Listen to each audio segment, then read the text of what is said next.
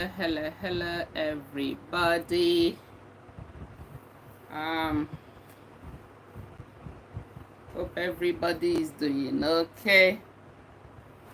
Um, I just hope this thing is okay. Hello.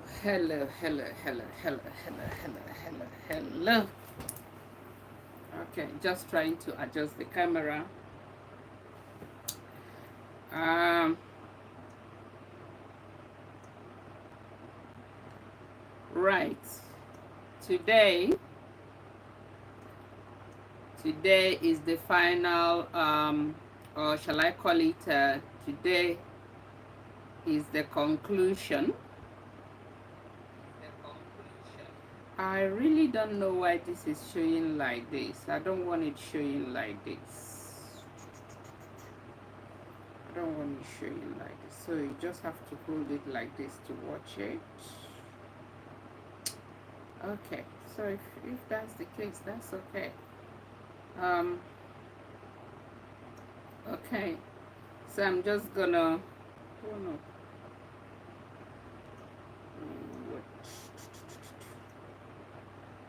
sorry.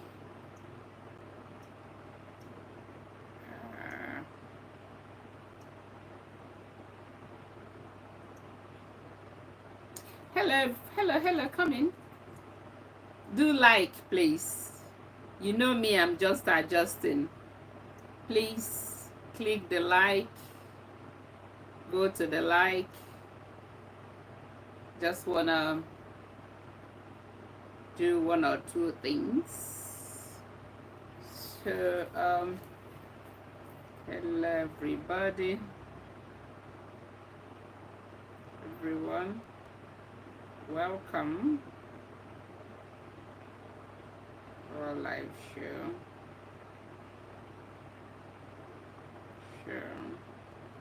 Number to call.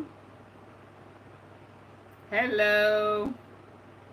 Number to call is +44 44. Where is the number?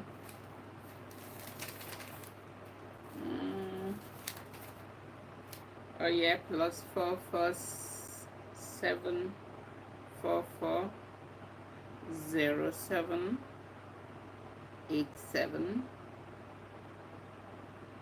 281. Okay, so that's the number to call. So welcome, whoever that is, this number one. I welcome you to today's show. I hope we'll grab one or two things because today is the conclusion of the bereavement and loss, because like I promised when we started 2 weeks ago, I promised us that we're gonna have it for the rest of the May. Actually, it's just to how do I say it? It's just to in respect of my late son. So that's why I decided to use the whole of May, Thursdays in May, to talk about it, and then we're gonna conclude it today.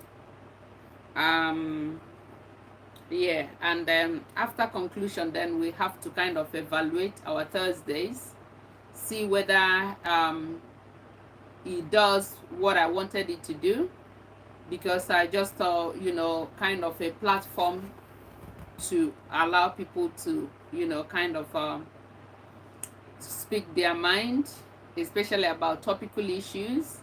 I think we started with the problem in marriage, why marriages fail, and so on, and on what to look out for, in marriages. Then we had to talk about bereavement, and a lot of people were like, this is a very good topic, because it's not some topic that you talk about all the time. We invited some people last week, and then they are people who are bereaved as well. They are still mourning, and then they really, you know, shared their own kind of their own life, how it was affecting them too, which was very, very good. So today being the conclusion,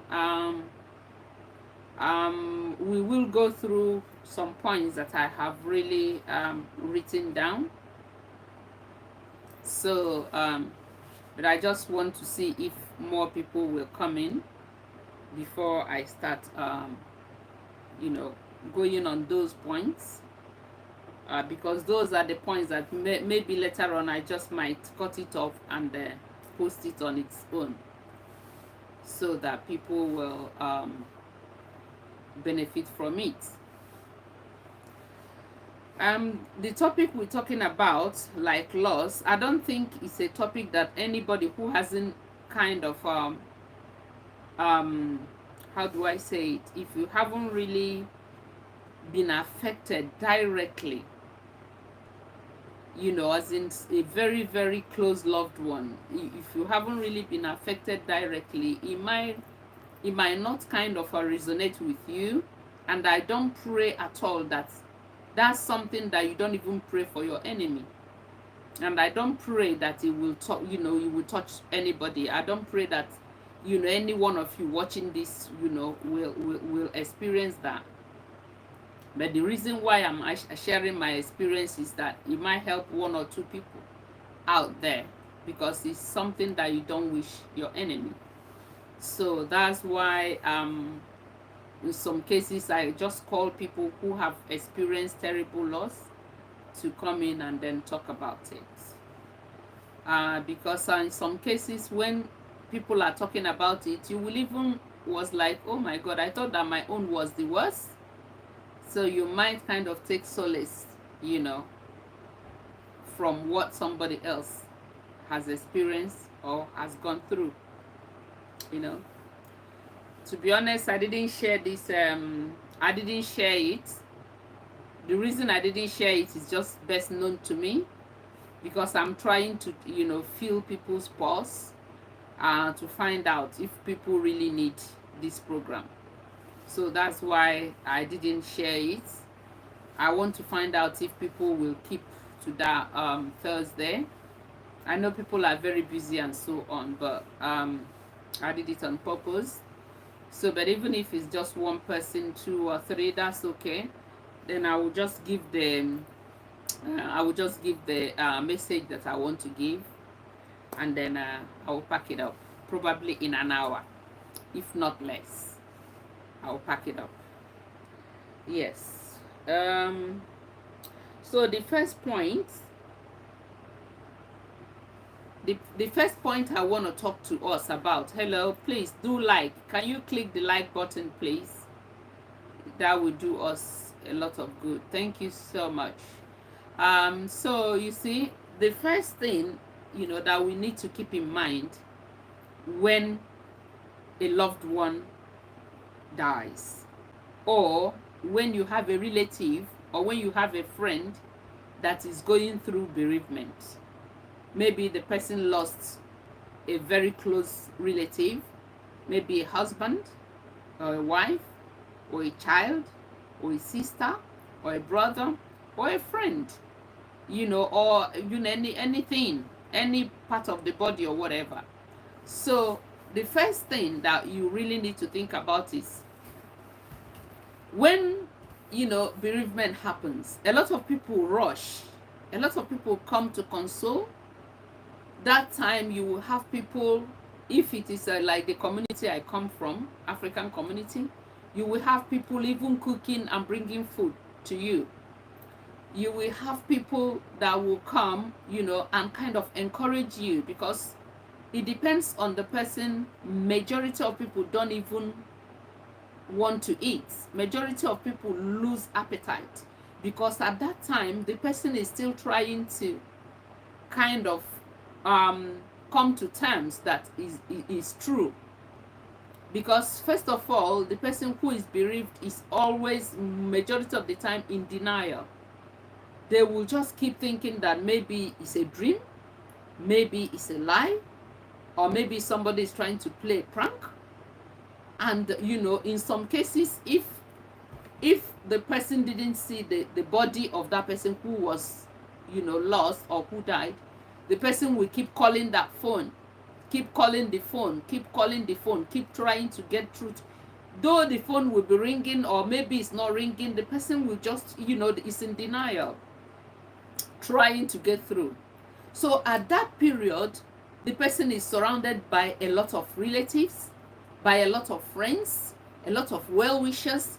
A lot of people will just come there to help out, to talk to him or her, to cook, to bring food, to make, sometimes even to make jokes, to kind of distract that person. You get a lot of phone calls, a lot of people are caring, and so on. So the first, second week, or the weeks before the funeral, or the week before the burial, that same person who witnessed a bereavement, I will say, is still living in a land that is not real, because a lot of people are there. He or she can cry in this arm and talk to this person, and have a lot of people out there doing things for her. That is in the community where I come from. I don't know. I believe that it would be almost the same thing for everybody, because I don't think that I don't think that humans are wicked enough to leave somebody who is bereaved to be on their own. So I should believe that in so many human society, that is the same way. So when this thing is just 1 week, 2 weeks, 3 weeks, the person is surrounded by a lot of people, the person is consoled by a lot of people, the person is fed by a lot of people, a lot of condolence, and so on. Even people you have not seen in so many years, you will see them. So that's the preliminary of the bereavement. So after the burial, when everything happens, then majority of people will go back to their home. Probably 1 or 2 very close relatives, if at all, will remain. And after maybe 1 week of the burial and so on, those close relatives will go back to work or go back to their home and so on. And that's exactly when bereavement starts for that person who is bereaved, for the person who has lost someone. That's exactly when that person starts facing reality. The reality of looking at the wall, the reality of looking into space, the reality of not wanting to be in this world, the reality of, the suicidal reality. That's when it comes. Because those people who came to console you, or who came to console whoever that is bereaved, believe that they have done a lot of work, believe that this person was laughing when they were living, believe that all the gospel and all the sermons that they have spoken to this person, that it resonated, that it permeated into that person's body, and the person kind of, the person had kind of have listened to them, and that everything was okay. But that's exactly when the reality starts. That's exactly when this person starts thinking. Some people at that moment begin to say that there is no God. At that moment, they believe that, some people do curse God. Some people do, and to be honest with you, you cannot sit down there and begin to judge them that they are cursing God. You will not sit down and begin to, judge them that why should they even doubt the existence of God. A bereaved person is a mad person. Lunatic. The person is not there. It's not there. The person is mad. The person is mad. So when that person is saying all those things, and in some places there is no counseling. The person is just on their own. The person is just on their own, thinking about what they have done wrong, thinking about what they would have done, thinking about, oh, if I had done this, this wouldn't have done. Thinking about, oh, I had all the signs in the world. If it was a motor accident, the person would but I had a dream, and I would have stopped him from traveling. I would have stopped her from traveling. Why did I even make a mistake? I didn't even talk about this dream. a lot of things will start flooding in. A lot of things will start flooding in. At that time, some people will want to talk to somebody, but at that time, some people will like to be left alone. Although it's very dangerous, that living alone is the dangerous one, because that's when people start putting pills in their mouth and so on and so forth. You know, a lot of people, let me tell you out of experience, a lot of people who went through bereavement, especially the death of a loved one, I will tell you that 99.9% of them, go and make research, would have felt suicidal in one way or the other. I'm telling you the honest truth. They would have felt suicidal one way or the other. So if you are watching me, or you're going to watch me later, and then probably you lost a loved one, and then you are feeling suicidal, it is not out of place. But one thing that you need to find out is that that person who left you or who died, what will he or she be feeling that you want to take your own life? That's one thing you really need to consider. So you see, that's one very common thing with everybody, because the people that have come for that funeral, you know, they have all gone. And the person who is bereaved or who suffered the loss is now left all by him or herself. So my advice to you who is watching me right now, if you have somebody who is bereaved or who was bereaved, do not think that, oh, it is 4 weeks already. Do not think, oh, it is 2 months already. Do not think, oh, it's 6 months already. These are very dangerous times that that person really needs someone to talk to. These are the time that the person really needs to be, you know, somebody to call and check up on him or her. Exactly. Because that's a very, very dangerous period. So if you're in the position, you can check up on that person. You can pay that person a visit. You know, if possible, you spend the night, or you just spend 1 or 2 days to cheer the person up. Very, very important. You know, so that's another thing. When everybody have gone, you know, that person is all alone, just looking into the space and thinking deeply, thinking about life, you know, thinking about life, having a lot of regrets, having a lot of, blames, you know. I remember a friend of mine then who lost, she had a stillborn. She had a stillborn. So the thing nearly cost her her marriage, because she believed that her husband was not mourning enough. She believed that everybody must sit down and then, you know, just be mourning that child, even after 3-4 months. And you won't blame her. That's how she felt. And when the husband tried to kind of, you know, but you know, it's 1 month, it's 2 months, you just need to snap out of this. And the woman went berserk. She wanted a divorce.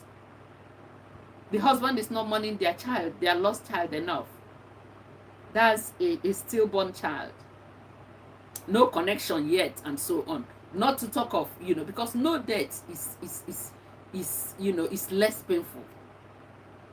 So you see, that's why I'm just admonishing that you can imagine somebody who lost a stillborn wanted to leave the husband because she believed that the husband is not mourning enough. So not to talk of somebody who is a, you know, some people that lost their husband, they are alone, widows, you know. So everybody had gone, and then probably he or she was just still alone. So please, people need to check up on people like this. People need to check up on them. People need to visit them, you know. to check up and then know how they are faring. Talk with them, because people who are bereaved, let me tell you one secret about them. They talk too much. In most cases, they talk too much. I will not say, I'm just, saying too much, not in a negative way. But because they always want to voice out, a lot of things is in their mind. And when they see somebody to talk to, they tend to talk a lot. They tend to voice a lot. They tend to kind of, empty their mind on that person, that is willing to listen.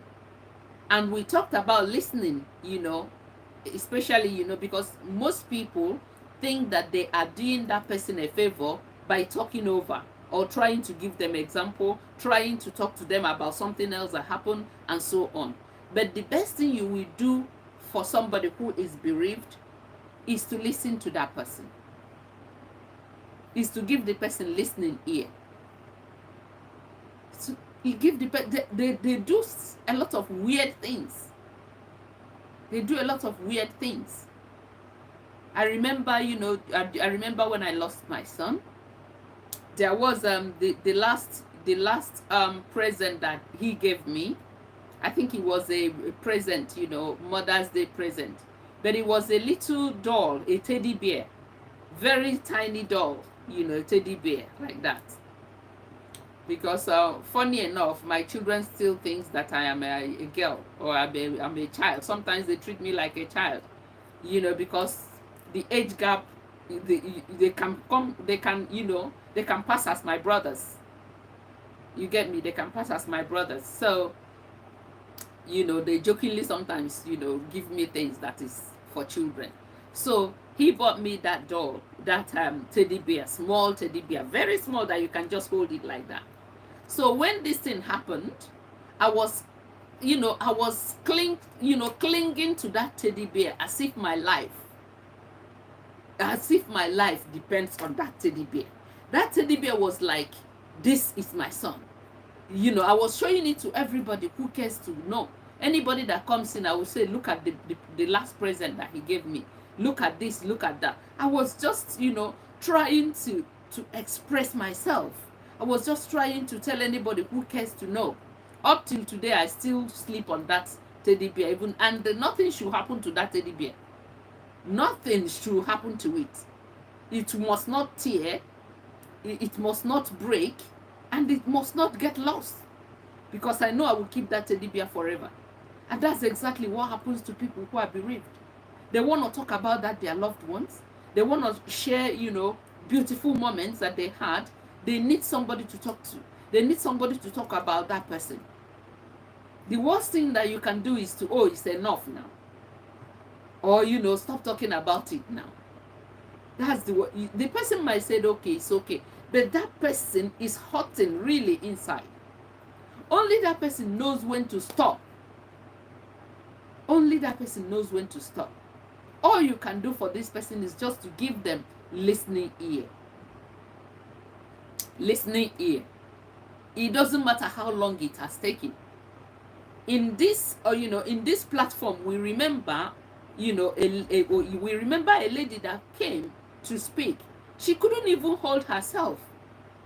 Her loss was up to 10 years, but she still feels as if it was yesterday. Exactly how she feels. So when she's talking about that, all a friend or a relative or a colleague or somebody who is empathetic should do is to give her a listening ear, is to listen to her.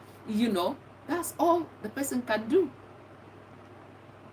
So you see, time when everybody had dispersed, when everybody had left, that time is really very challenging for somebody who is bereaved.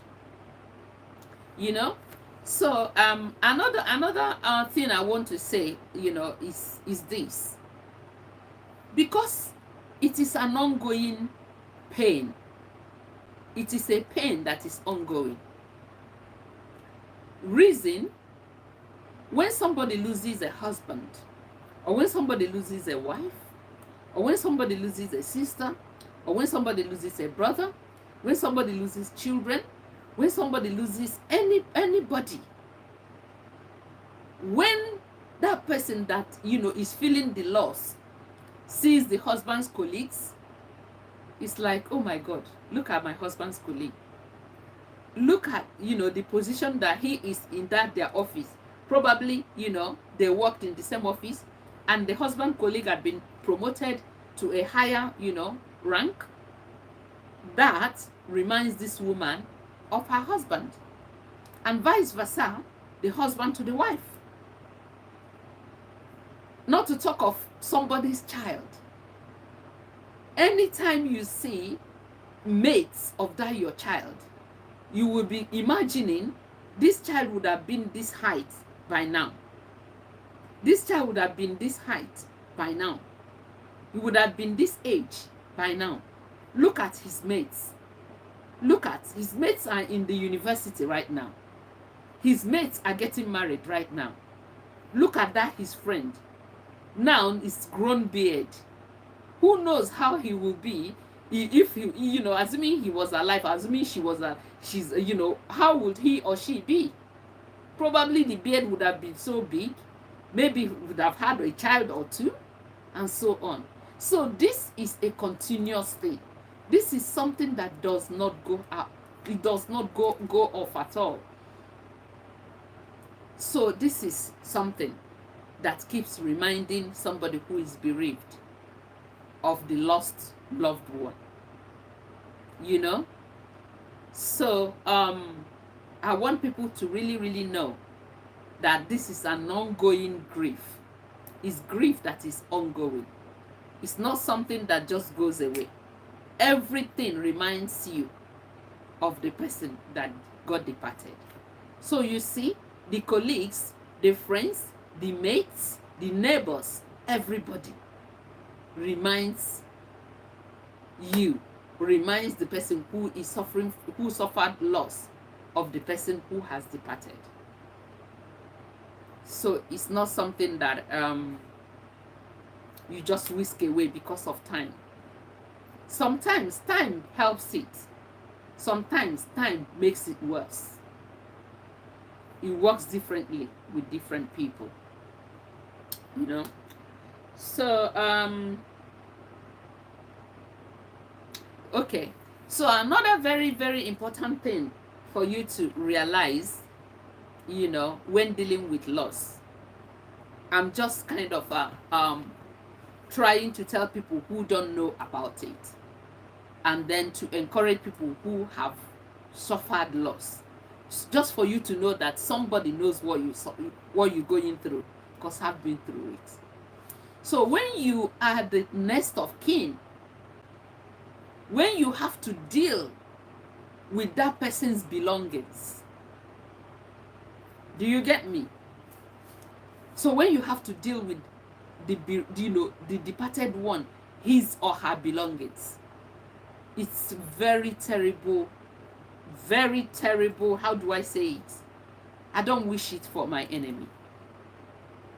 You will be in the position to gather the clothes of that person, probably to go to the house where the person lives, to pack all the things, to gather all of it, you know.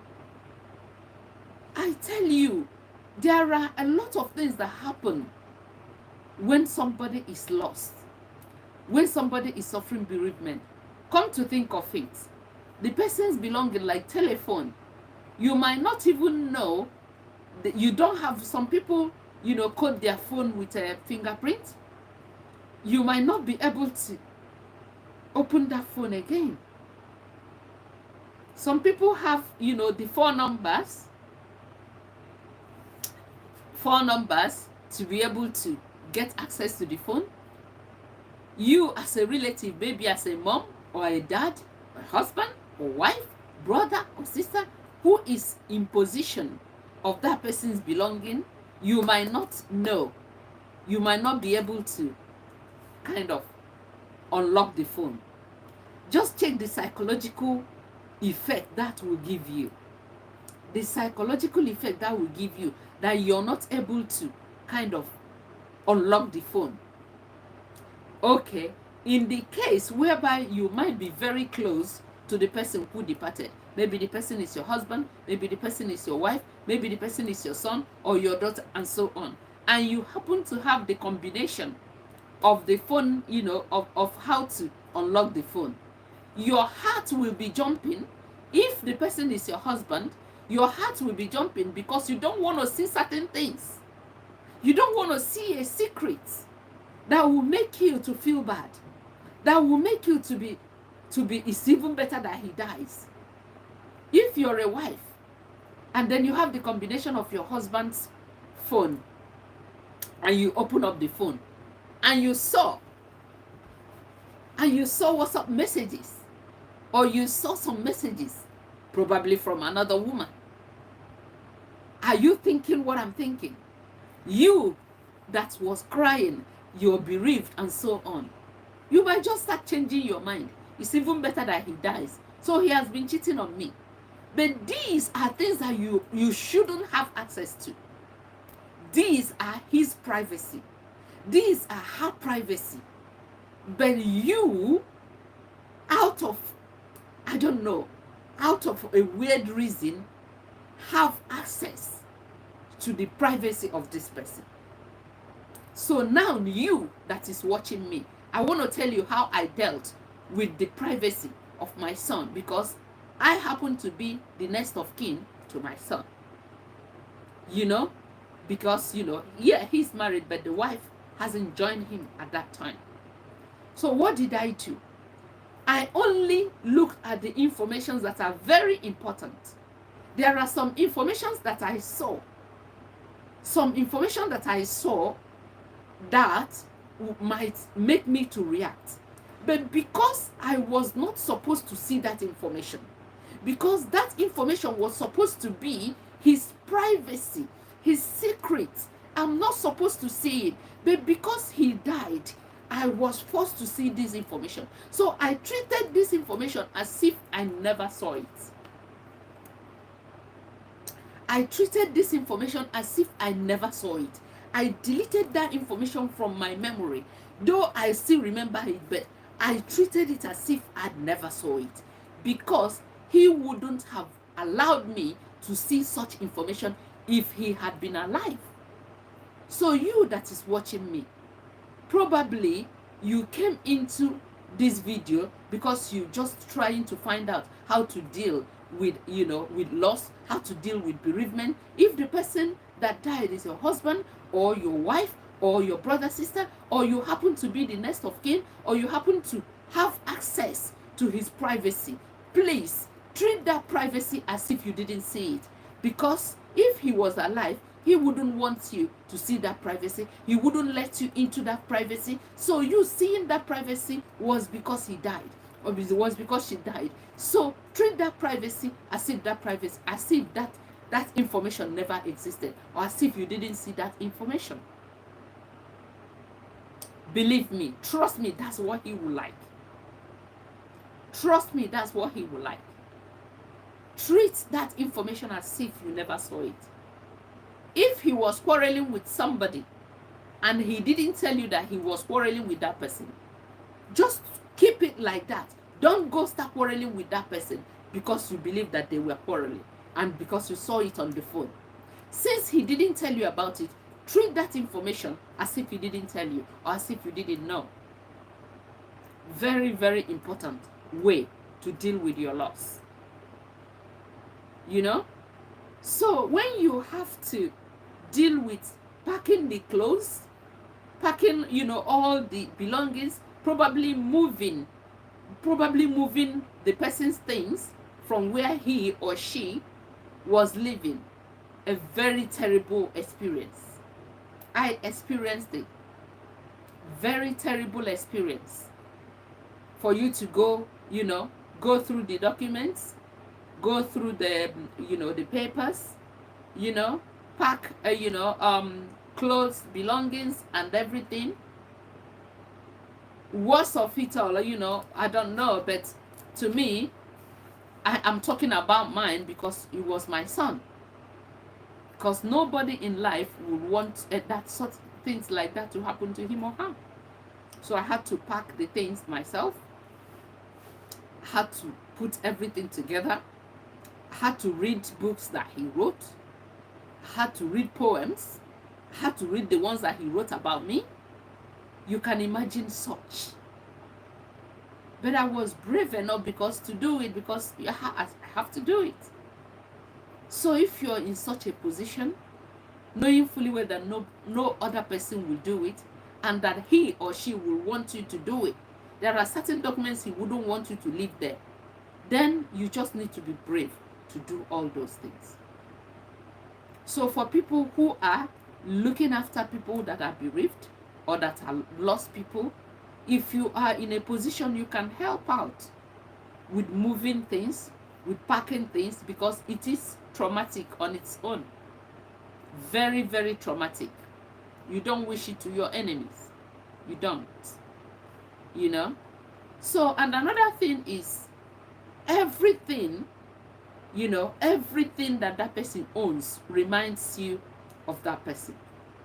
And at the end of the day, there is no way you can wipe out the memory of that person. You cannot throw away everything that the person has. So if you are you know, the custodian of whatever the person owns, it will remind you of that person every blessed day. When everybody had gone, people don't know what you're going through. That's why I am doing this. That's why I am talking about this. Because when people who witness what I witness or who experience what I experience, when you are watching this, you will know that you are not alone. You will know that, you know, exactly somebody is feeling or felt what you are feeling. You know? And you who is watching as well, really try to understand whoever that experienced loss. When they behave in such a way, please understand them and know that what they are doing is what they are supposed to do. There is no shortcut to dealing with loss. It is individual, but there are, you know, certain behaviors that is kind of generic to everybody. You know? So it doesn't matter whether it's 2 months, 10 months, 2 years, 10 years, whatever that person owns, anytime you see it, it reminds you of that person. Sometimes it makes you to be sober. Sometimes it gives you happiness, you know, just like that. So it's really, really, I don't know how to explain it. But whoever that is dealing with loss really need to know that I always call it marathon. I always call it marathon. It's a long journey that you really need to be prepared, you know, be strong so that you don't drop on the way. So that's it.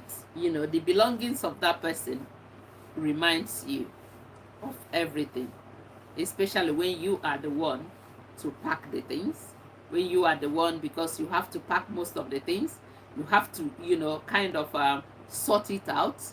You have to consider what to keep, and you have to consider what to dash out.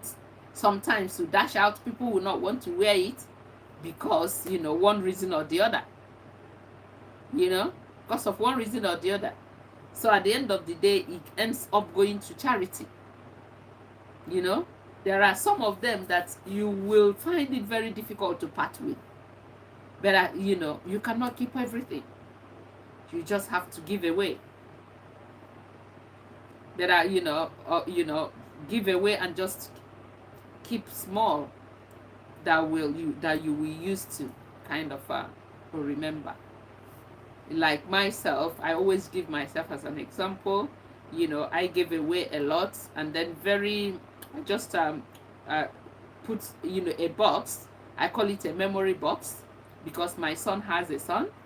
So some of the fun things that I know that my son you know, likes, and some clothes that I know that he wears all the time that people know him with, those are the things I put together, and then I formed that memory box. You know, the reason why I formed the memory box is when the child grows up, you know, you might find it kind of useful to connect with the father. So that's another point, you know. So another one that I know, I haven't reached that stage, but I know that a lot of people might have reached that stage. So when you were, when you were a wife, or when you were a husband and you lost your wife, or you're a wife, you lost your husband, and you both have children together, very terrible. I haven't experienced it, but I know some people that have experienced it. And what they say is very heartbreaking, because the children keep asking about their dad. The children keep asking about their dad. Where is dad? And then, naturally, people say your dad is in heaven. Some people say your dad traveled. Some people say your dad is with God, and so on. And children don't understand that. Children don't understand that. They just keep, oh, daddy, where is daddy? Where is daddy? Or where is mommy? Where is mommy? Where is mommy? So that's very heartbreaking, because, the person involved who suffered the loss will just keep making up stories. We just keep answering questions. And each time a child asks such question, it breaks your heart. It brings the memory back. The person will start crying again, or the person will start feeling sad again. So reason why I am saying all these things is just to let you know that somebody understands what you're going through. But all the same, you just have to manage it. You just have to manage it. But to me, even though the children might not understand, some people will just tell the children. Because if a child, probably 2 years, 3 years, 4 years, by that time, therefore, maybe they witnessed it. So when they witness it, what else are you going to do? You just have to tell them. But if they didn't witness it, and you can get away with certain, how to doctor the words and so on, by all means you can. It's based on individuals. Individuals know how to kind of deal with it individually. So by all means, if you find it easier to tell the child that the dad or the mom or whoever is in heaven, or the sister or brother is in heaven, if you feel that that's better, fine. But when they get to certain age, they need to know, so that they will deal with it once and for all. So it's really not easy to answer questions from children. What happened to their father, what happened to their mother, what happened to their sister, or what happened to their brother or cousin, and so on. It's really, really very difficult. It's a task, that I don't wish anybody. But I know that some people are doing that task as we speak. So kudos to you. I want you to just know that, somebody is feeling for you, and that, you're not really doing bad. So you just continue and be strong. And be strong. With time, you will be stronger. I'm not saying it will go away, because it's not going to go away, but with time, you will be stronger. Somebody who, probably Googled how to deal with loss, and then you found this. Just want to encourage you that it's going to be okay. Just be strong. So, okay. So another thing that we really need to look at, many people, because they couldn't make head or tail of that bereavement, they couldn't have closure.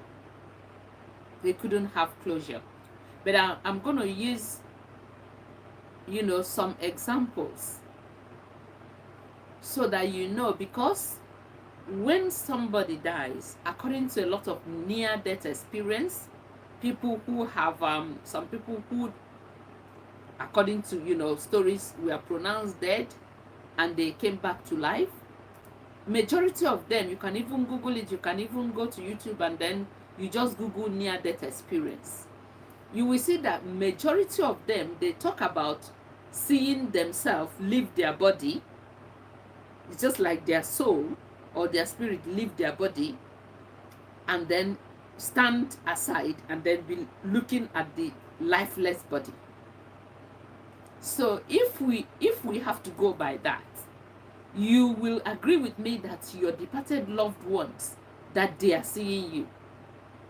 You will agree with me that your departed loved ones, that they see you when you are crying, they see you when you are trying to harm yourself, they see you when you are doing all those things, and they are helpless because they really don't want you to be behaving like that.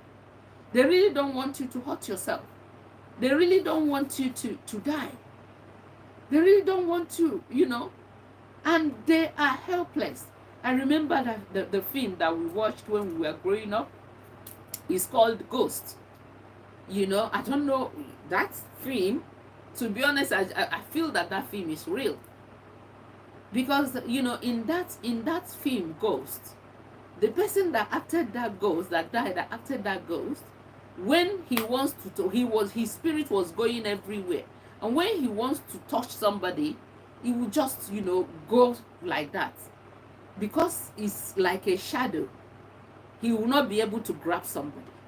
So imagine it, your loved ones, they see you crying, hitting your head on the floor, talking to yourself, going mad, and they try to grab you, they try to tell you to stop crying, they'll try to make you feel that everything is okay, and they are not able to do that. And they are your loved ones.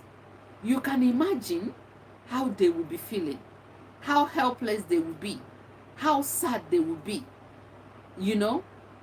So when you think like that, when you imagine things like that, then you will know actually that you are not helping them.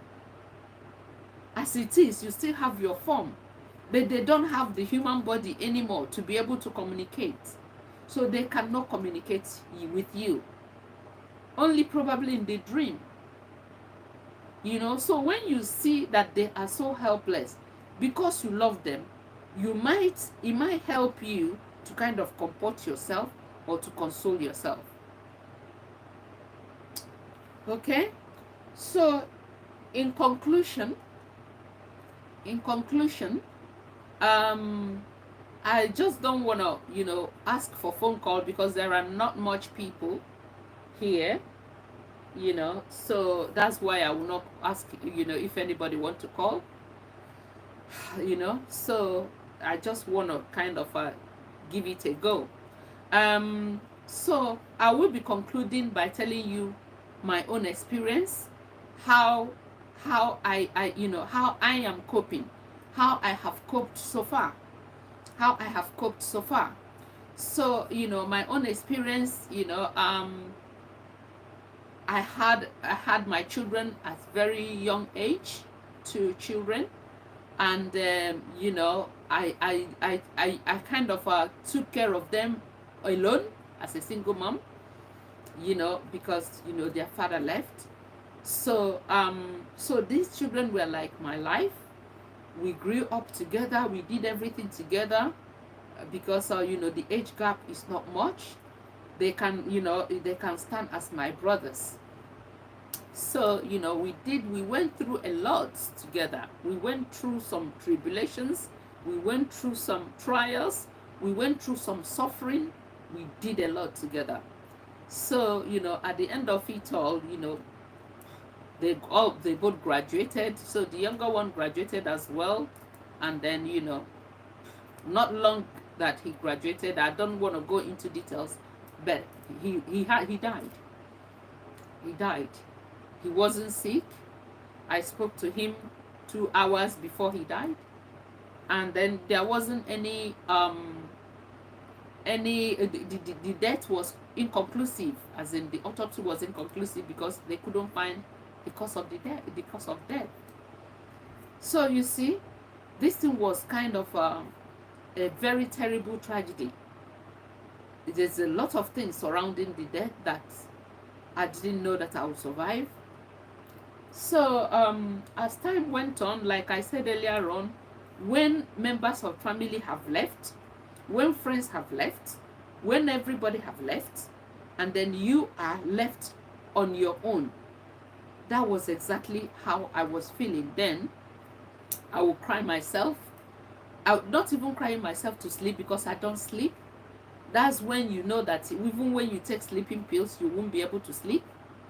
So this thing continued and continued for months.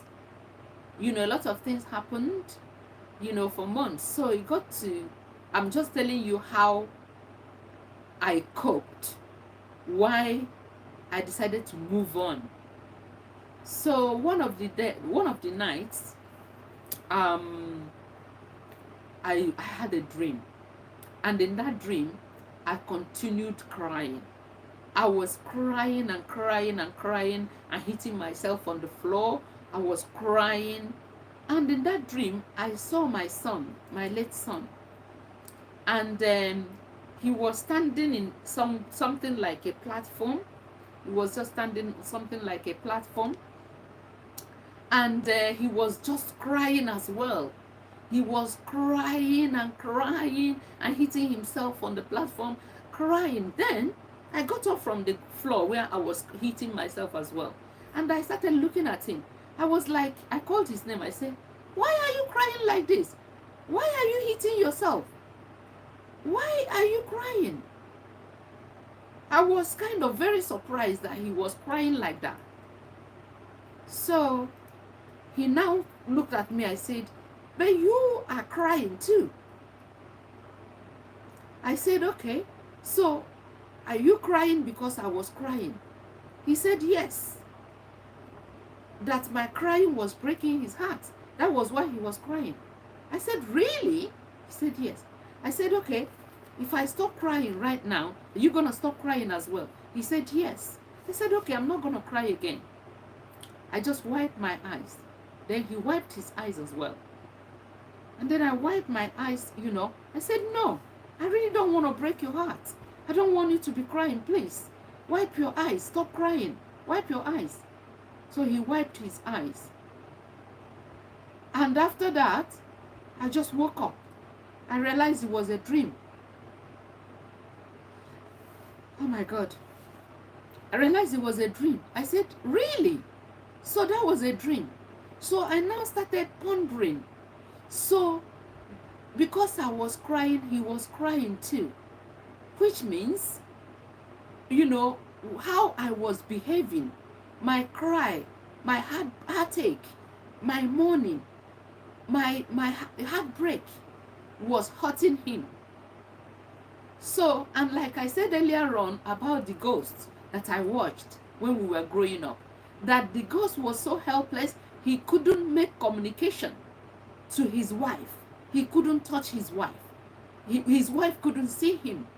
So I now liken this dream that my son was just trying to convey a message to me, that because I was crying, that he was restless. He was, you know, he was heartbroken.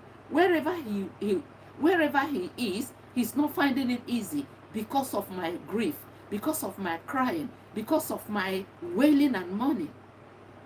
So because of the love that I have for my son, because I didn't want him to be crying, I really, really want him to kind of brace himself, put himself together. So I said, because my crying was hurting him, I will stop crying. And that was exactly how I stopped crying. So the love I had for my son and still have for him made me to console myself, because I believe that as I am crying, I am hurting him. As I am crying, I am making him cry. As I am crying, I am really making his situation worse, because he couldn't help me. He couldn't help me. So I really want you to look at it this way.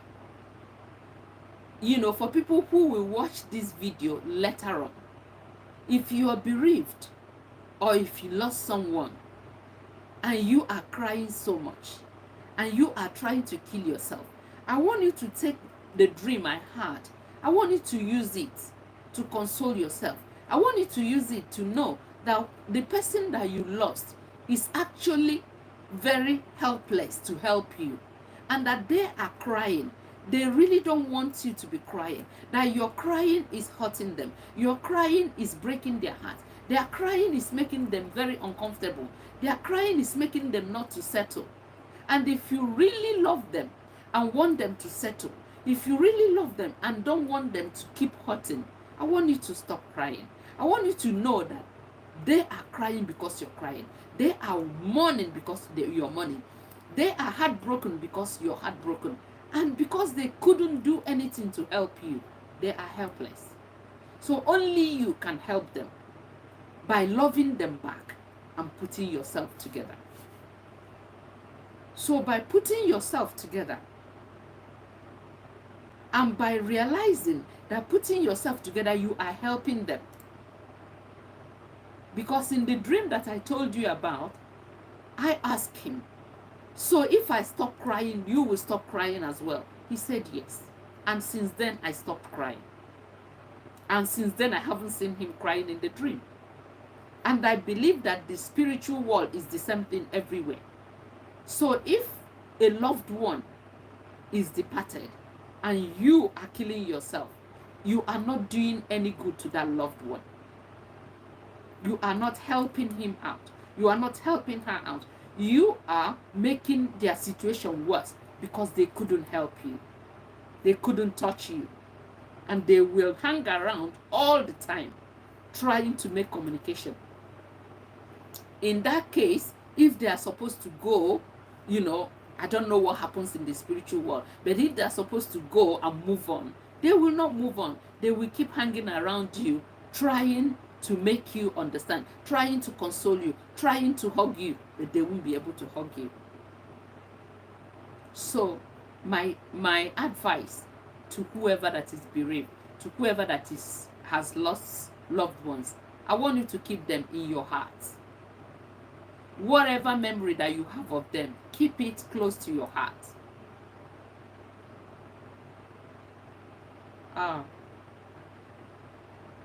Yeah, that's okay, Nam. Thank you for coming. That's okay. We are almost concluding. You know? So whatever that happens for people who lost loved ones, the only thing that you will do is to keep them in your heart. Like I said earlier on, the only reason why I decided to live again, the only reason why I decided not to die, because what I said earlier on, anybody that lost loved one is suicidal. Many Christians like me, the reason why they did not kill themselves is because they feel that they will go to hell if they kill themselves. Like me, that's what I thought. Because at that time, you're mad. You really can't put one on one together why this thing happened. But I want you to know how I dealt with mine and how I am still dealing with it. That dream was it for me. I was crying in the dream, and I saw my son crying and hitting himself on the platform. Why are you crying? He said, but Mom, you're crying. Oh, because I'm crying, you're crying as well. Of course, yes, Mom. Why are you, you know? I was like, okay, I'm not going to cry again. You know, the Bible even said that love conquereth all things. You see, because of the love I have for him, I don't want to hurt him. So I had to hold back my tears and said, because of you, I'm not going to cry again. Because I don't want you to cry. I don't want you to feel bad. I want you to be okay. So I wiped my eyes. And, you know, this is your take home. This is your take home.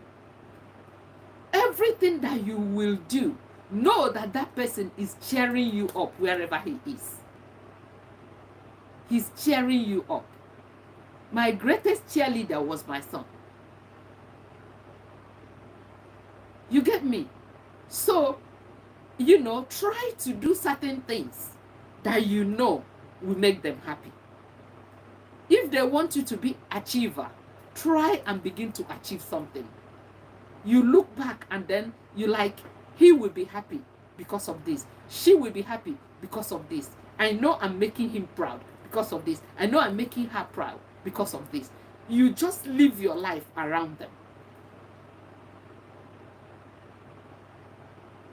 Thank you.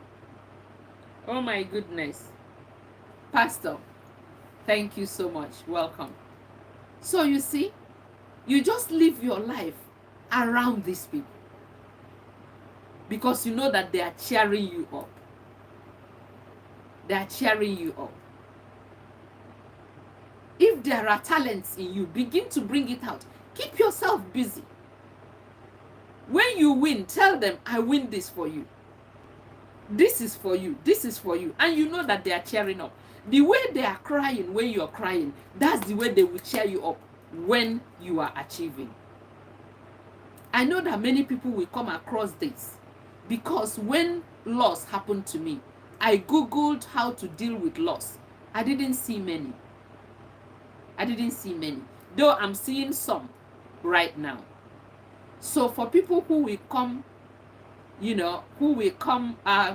across this video, I want to encourage you that you're not alone.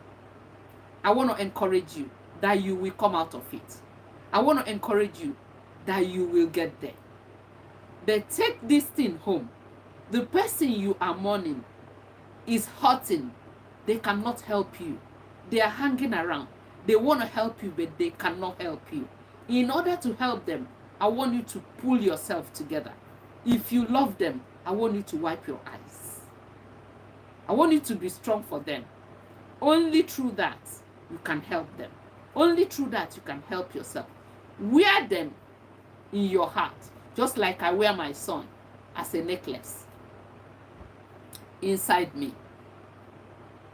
That's all you can do. Do not blame God. There are a lot of questions that only when we get to heaven, if you believe in heaven, if you believe in God, there are some questions that only when we get there shall God answer us. Many questions you cannot get the answer here. But I believe that when you get to heaven, because the Bible said that there is no more crying, no more tears, you might not even remember to ask such questions. And if you remember, you already know the answer. You don't need to ask the question again. But in this world of matter, there are many questions that we cannot answer. I want you to take heart, because I know that everybody, one way or the other, have suffered bereavement. One way or the other. Amputation, leg, amputation, breasts, amputation, anything, even the loss of pets, even the loss of home, where you call home. I'm not trivializing or, taking it for granted. Your pain is personal. So I appreciate it and know that it's going to be okay. So take heart. This is just my 2 cents. Because of what I suffered, I decided to give back to the community. So I will be doing more videos. If I remember something, just like I remember today, I will come out and do the video and put it out there, because I know that it will help somebody. If my son did not die, I will not be doing this. You see? So somebody had to die for other people to live. So most of the experiences that I gathered is because he died. I wouldn't be able to give certain insights if that wasn't what happened. I don't pray it for my enemy, but it's an inevitable end. It's just like a train journey. Everybody don't come on the train in one stop. People will be coming in, people will be going. People will be coming in, people will be going. And sadly, that is life. Some people will go early, some people will go late. Sadly, that is life, but we just have to embrace it. Thank you very much for you people that came. I really, really appreciate. I didn't want to do the call today because, you know, when I started with just one or two people, I just decided to kind of talk to us because it's something that happened to me directly, you know, just to talk to us. And if you didn't start on time, I might, you know, I will appreciate if you watch it again. The reason, because there are a lot of things, mistakes that we make, you know, especially when we see people that are bereaved. You know, there are certain things you can do to help. I said all these things earlier on, like, you know, when you know, people that have come to kind of sympathize with the bereaved, when they have all gone to their houses and this person is left alone, I said that it's very good to check up on people, even if it's after 3 months. It's very good to check, because that's when reality sets in. That's when that person is even feeling suicidal, you know. So it's good to check up on people and so on, and even pay visits. If it's okay, you can spend the night and then talk with that person. Just give that person that listening ears. That's all they need. You know, that's why I say if you can just go back and listen, it will be very, very good. Because one or two things that you will learn when something happened, maybe to somebody that you know or whatever, you will remember, oh, look at what Evergreen said, that this is how to do and this is how to do, because none of you will die early. None of you will have that bereavement early. No. Every member of your family, everybody will live long, you know, because it's not something that you wish for, even your enemy. Thank you so much for listening. I will let you know if I will continue this Thursday program, because the reason why I started this program is I believe that it might help people, especially to come and talk their mind and so on. But when you're doing a lot of things and, you know, if many people are not coming, that's why I didn't share it. I just wanted to kind of test to find out if people will come on their own, so that I will know whether to keep it or whether to just do program on it, record it, and then share it, whichever one, you know. But, you know, people calling in sometimes, maybe in the future, might do it, you know, intermittently. Who knows? Thank you very much. I really appreciate you, Kenneth. Thank you so much. Emmanuel, thank you so much. Oh, Pastor Kayode, this is my first time of seeing you. Honestly, thank you so much for coming. These are the people I saw their comments. I don't know if other people are there, but please, if you're there, don't be offended. Thank you so much for coming, because I couldn't see your comment. That's why I couldn't say anything. So, you know, I'm gonna love you and leave you right now. Thank you so much. May God bless you. Bye. Okay, let's have to